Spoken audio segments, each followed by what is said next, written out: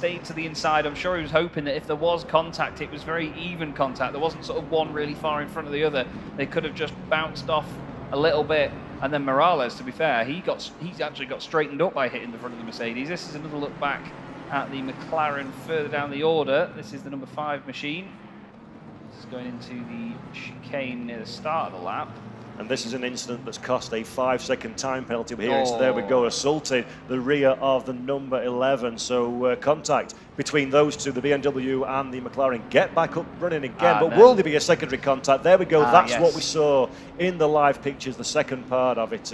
Unsafe rejoin and a slam dunk, sadly. 5-second penalty. But the good news for them, Chaz, is that can be served, can't it, during the mandatory pit stop? It can indeed, yeah. It was the Uzbekistan Ferrari that cut across the front there, but I'm not sure that would have been what McLaren was penalised for. It was clearly the number 11 Chinese Taipei machine getting a tap in the rear there. Still close here further down the order though. Well, I say further down, this is only 6th place actually. This is Temper in 6th position in the Austrian BMW. One little thing that we've noticed over the course of the day is you'll see Österreich on the right hand side of this BMW, but on the left you'll see the word Austria. They've got the English version of the country name on the left hand side and then the native tongue name of the country on the right hand side. Lovely little details like that. We've been spotting them all day, haven't we? Yeah, that's been part of the fun of the day, hasn't it? To notice the little detail, attention to detail that's over the entire FIA Motorsport Games, as well as this, the Fanatec Esports Cup, the esports aspect of the FIA Motorsport Games this year. But we're seeing Felix Templer now, very tight on the inside, has the inside line. Does he have the overlap of the McLaren? Not quite at this moment in time, but he's keeping the nose to the inside. The McLaren and Morales running round on the wider line, but has the run off the corner. So Temper, doesn't have quite enough of an overlap. He's still showing his nose though, so that Morales number 15 car starting to get a little bit ragged and a little bit under pressure. Let's have a look now at a replay. So Felix Temper in the number 26, number 6 place car. We can see the picture in picture. There's his concentration, and I love this, Chaz. I love this when you're in a live venue and you can see into the eyes of the driver. Look how hard he's working down the wheel. I'm concentrated at the job in hand he's doing. Yeah, he really is pushing it hard. You can see by how much force they have to put into the actual wheel itself, and it's a very physical thing at the end of the day. Here's a look back then. This is Pilane. This is around the outside of Arzt in the BMW, so we're going to see that contact. You can see he doesn't go very far off the road at all, comes back on before the markers, but just look where Arzt is in comparison to the curb. He's not that far off the white line, but watch, as Morales gets straightened up by the contact, he was very, very lucky there that there was that incident in front of him. I think, to be fair, though, he was probably a little bit sideways in avoidance, getting harder on the brakes than he normally would do around there, because it's a nightmare of a corner. You're trying to get the car slowed down into a corner that's tightening up, and when you put in more and more pressure on the brakes in a car where all the weight's in the rear end, because that's where the engine is in the McLaren, it's just a big pendulum, and it's going to go around. But now we get to see Pilane make his way back through the field. He's now behind Lin in the number 11 BMW. Yeah, Pilane still very much in this conversation for a top 5. Don't forget that Lin ahead has a 5-second time penalty. So although he's there on the racetrack, he will be taken out of things a little bit. But Pilane knows that's happening, but he needs to clear the white BMW. And he's going to have a go at Temper as well. So that's a good strategic manoeuvre there for Pilane, coming down into the fast right-hander, keeps the car to the inside, nice and tight, nice and under control, doesn't use the racetrack to cover the inside line, and then goes to Temper as well. 1 overtaking manoeuvre, 2 overtaking manoeuvres, all in the same corner. Job done for the number 26, back up in a 6th position. Oh, and a bit of a kiss there between the two BMWs as well. Lin just sort of nudging Temper and saying, "Come on, sunshine, get on with it." But that was fantastic stuff from Pilane. That's exactly what he needed to do. Really puts himself back in the hunt now. And to be honest, if you think you've got to overtake 2 cars over the course of a race, you'd think, flipping out, that's going to be a lot of hard work, even just for having 48 minutes left. But to do it in one corner like that, very impressive. As you mentioned earlier, Paul, we've seen a number of drivers make some wonderful moves around there over the course of today so far, and obviously Pilane's seen that and he's gone, that is going to be my main opportunity here. He was clever though, because he boxed Lin in there. Lin really closed up to the back of Temper, but he was all the way over on the left hand side of the circuit. Pilane came over and kept him there, and that was so crucial in getting that move done. Yeah, fabulous bit of driving, and the upshot for that is now Pilane is only 0.7 of a second away from the all-important top 5. 5th position, of course, being the bubble in order to qualify for the next stage of the competition. So Pilane now, after what looked like an almost unmitigated disaster a few laps ago, is absolutely well and truly in, and we've still got a pit stop as well to make. So there's still, we've seen it all the way through today, haven't we? Where depending on how the pit stop phase works for you, you can lose or gain places. And at the moment, it kind of seems to be swaying towards coming in early when the pit window opens. That's where we've seen the most advantage. But don't need to bother about that one, because there's Polarne now. I'll do it on the racetrack, thank you very much. There we go, that's the number 15 car. Go to the inside, it's a big old powerful Mercedes. He's got the inside line, he's got the high ground, the advantage coming into the corner, and he's going to have track position as well before we even think about turning in. South Africa back into 5th.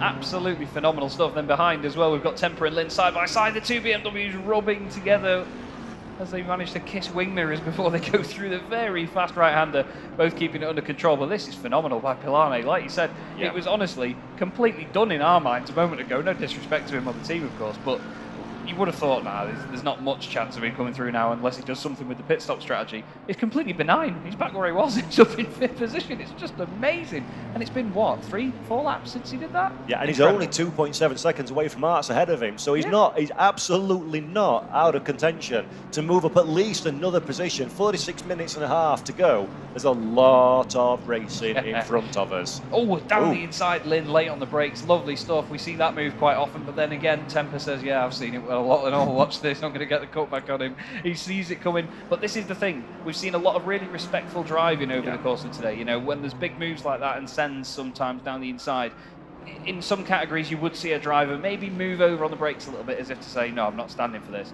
But these guys, they're clever. They know exactly what they're doing, and they're thinking, you know what, I'm going to let you go down the inside. I'm going to focus on my line, and I'm going to get a good run out of here, and I'll get you back. And that's exactly what Temper's done there. And these two are having a right good ding-dong, and in equal machinery as well, which is an interesting aspect of it. But as well, Charles, let's not forget, they're representing the nation too. So you don't want to do anything too silly. You don't want to be too aggressive, because you are literally representing your country, and that's a beautiful little cutback there for Lynn. Great piece of driving, recognised it early on Temper, got the car to the inside, got the run off of the corner, and that was sensational overtake for the number 11. So Chinese Taipei car back up in a 7th place. That was amazing. Like, he just really had a punch off the corner in comparison to Temper there. That was magical. The car just suddenly teleported across the side of Temper's machine. That was brilliant, really impressive stuff. But now, of course, Temper back in the slipstream. As we discussed earlier, it's not a massive slipstream you get from GT3 cars, but some of the bigger, beefier machines like the BMW, they do punch one hell of a hole in the air with its big, ugly face. But to be honest with you, Lynn doesn't want to take that lying down, and Temper, well, he makes it through down the inside. This is great stuff, swapping position after position. They might not be actually fighting for a position to go through into the semi-finals, but they're certainly working hard for it, because at the end of the day, someone could have a mishap further up the order and that could catapult them into the top 5. But look how hard they're working it. Lynn is looking at every single gap down the inside of that BMW in front. Yeah, this is sensational from the two BMWs. As you say, outside of the qualification spots at the moment, but Luca Lozio, for example, in the semi-finals, ran out of fuel on the final lap, so you do not know what is going to happen. As once again, Lynn throws the car down the inside. This time he gets it stopped. This time he gets it pointed in a straight line, but Temper recognised what was coming early, concentrated on the corner exit, and now they'll smile on his face there as well. He knows he's got an opportunity coming down into the chicane for the first corner, has the car to the inside line, not quite fully alongside, and decides better to bring it out of it a little bit earlier, slip back behind and live to fight another day. But these are two drivers that are leaving absolutely nothing. You wouldn't want to go to a picnic with them because they don't leave anything on the table. Well, neither do I, to be honest. It's effective. Yeah, let's not go there. But it's great to see that little sort of cheeky smile there from Temper, because I often criticise some drivers because they'll win an important race, and when they're crossing the line, they won't shout or cheer or jump around or anything. Even just a move like that, Felix is a happy boy. But look at this now, though. Arts is suddenly thinking, where have you come from? Polarne's all over the back of him again in the Mercedes. He's like, right, go on then, take 2. Try and go around the outside of me again here, son. Watch this. Look at the Mercedes there into 6th gear. It just completely catapults itself in front. Really good top end. It's always had fantastic grunters, that car. It makes its way alongside the left-hand door of the BMW M4 GT3. Takes about 3 to 5 working days to drive past one. Tries to go around the outside, but look at the speed that he can carry through there. He's got so much confidence. Doesn't go that far off the road. Now let's see. This is literally deja vu into the right-hander. He's so close to the front of him. Polarne's putting a lot of trust on the car on the inside, but still the position goes back the other way, but cutbacks begin now, Paul. This is a very twisty final sector. Yeah, this is brilliant driving from these two. Polanyi's got pace to spare at this moment in time, but he just doesn't have quite enough room to find his way past Arts in the Hungarian BMW ahead. But now, showing his nose nice and early for the run down into the final sector of corners. Hungarian car covers the inside line. This is going to compromise him a little bit on the exit. There we go, South Africa to the outside, tries to get the cutback for the run onto the back straight, and that's worked very nicely indeed, using the grunt of the Mercedes, as you mentioned, to its best advantage, but it just, in the acceleration phase, doesn't quite have enough to get fully alongside, and by the time we get to the end of the straight, that's where the advantage starts to show. But in the braking zone, the BMW has the inside line, and Arts holding on at the moment, too wide through the first corner. The Hungarian Mercedes drops back into, sorry, the South African Mercedes drops back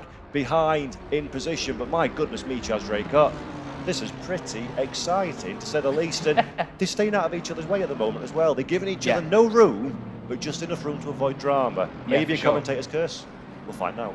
I'll start a stopwatch. Yeah. But yeah, I mean, all this time they're having this fantastic battle. They're not losing a massive amount of time to Morales behind them, but it's just excellent viewing, it really is. And you can see Polanyi trying to set up every cutback he can. And to be honest, Arts, he can't afford not to cover the inside line on the way in here, because if he does leave it open, Polanyi will just take that.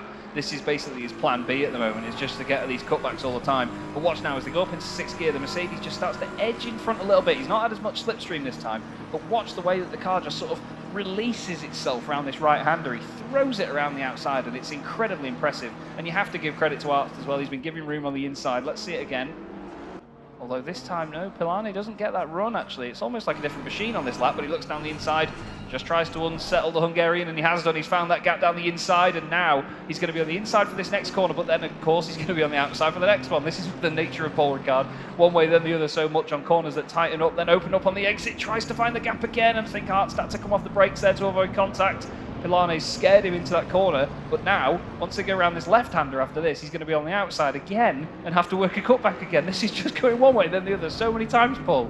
Sensational. Can I open my eyes yet? Because that was very, very scary, but precision driving from these two. But the danger is now, the gap, the 2-second gap, last time we saw it to Morales behind, will be eating and eating and eating away, and we're so close now to the mandatory pit window. It almost looks like, do you really want to be having this big a squabble? You're becoming detached from the cars ahead, and you're starting to bring in your competitors behind. There we go. Yeah, that is Morales now very much in the fight to try and find a way past. And let's not forget, 4th and 5th position are the last 2 qualification places. So if this goes wrong, or they get undercut, or they get overtaken, it's game over now as Polanyi throws the car over the curves down the inside, side by side with the BMW, has the inside for the next portion of the corner. Can he get it stopped on the apex? Yes, he can. The BMW contact with Morales behind. The BMW trying to get the move done for Arts, has contact with the McLaren, and that one has put Arts firmly to the back of that little running battle pack,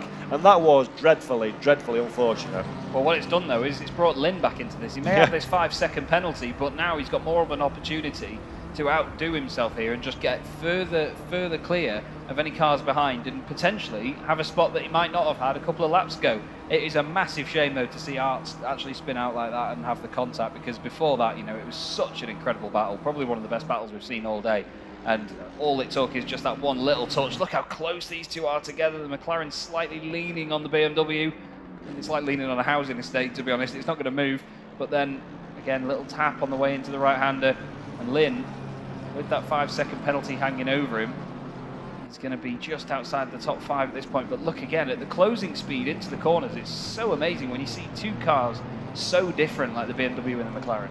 Yeah, it really is fabulous stuff. And Lynn, as you say, has a 5-second penalty that he'll serve during his mandatory pit stop, but he's not letting that concern him at this moment in time. The best strategy is to just keep going. So let's have a look at the replay now. So Polanyi, we see in the Mercedes, the BMW looks to try and get the cutback, and unfortunately that's not recognised by Morales behind.